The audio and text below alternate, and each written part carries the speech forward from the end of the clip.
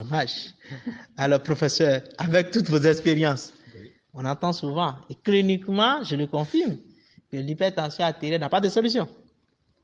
Mais avec vous, on apprend beaucoup sur la médecine naturelle, sur les fruits, sur les légumes. Est-ce que vous avez quelque chose pour nous, pour pouvoir gérer au mieux l'hypertension artérielle? Oui. Voilà. Oui, il y a quelque chose pour gérer au mieux Oui. l'hypertension artérielle. Et le remède, Oui. c'est seulement le manguier. Ah, Le remède de mangatine là, en fond l'hypertension, là. oui, c'est le manguier. Vous prenez 6 à 12 de ces feuilles sèches qui sont tombées sous le manguier, vous lavez, vous faites bouillir pendant 20 minutes, pas 25, 20 minutes c'est largement suffisant. Vous laissez tiédir le liquide et vous prenez une tasse matin, une tasse le soir, votre tension disparaît.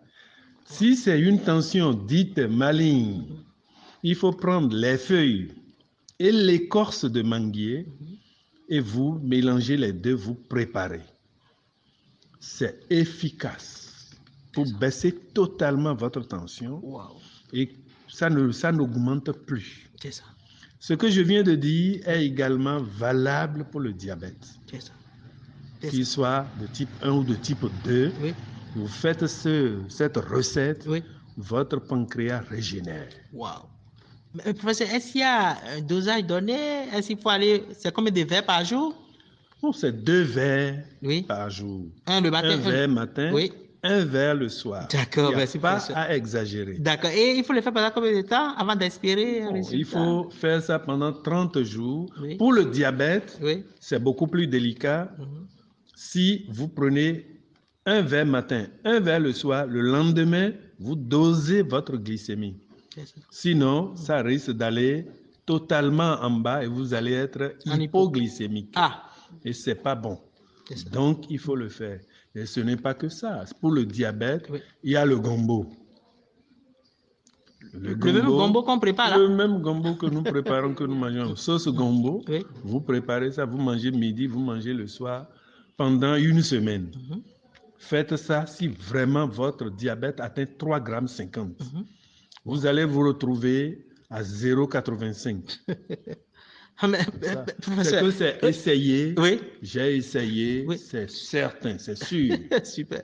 Effectivement, on n'en doute pas. N'oubliez pas, chers internautes, c'est un bac plus 24 qui en parle. Effectivement, il sait de quoi il parle. Alors, je comprends qu'à un certain moment, vous êtes surpris, et tout comme moi d'ailleurs, qu'il y a de ces recettes simples. Et voilà. Mais professeur, pour le volet préventif, oui. Alors que ce soit le gombo, que ce soit au niveau du manguier, est-ce qu'on peut l'utiliser pour le volet préventif? Et là, comment il faut l'utiliser? Bon, voilà. Si nous avons de l'hypertension artérielle, le diabète, c'est parce que nous vivons mal. Nous vivons mal. Pour bien vivre, il faut se contenter de peu de choses et revenir aux règles premières. Oui. Supprimer le gras, oui. Pas beaucoup de sucre, oui. Pas beaucoup de sel. C'est ça. Et c'est bon. C'est ça. Mais si quelqu'un ne peut pas éviter ça ou que la personne est prise au dépourvu à un certain âge et qu'il ne faille plus devenir adolescent, oui. Je conseille seulement que cette personne se mette au pédjelécon. Pédjelécon. Oui. 6 à 10 brins. C'est ça. À faire bouillir. Oui. Si cette personne fait cette infusion, c'est un verre bambou le matin, oui. Un verre bambou le soir. Oui. À quoi ça sert? Oui.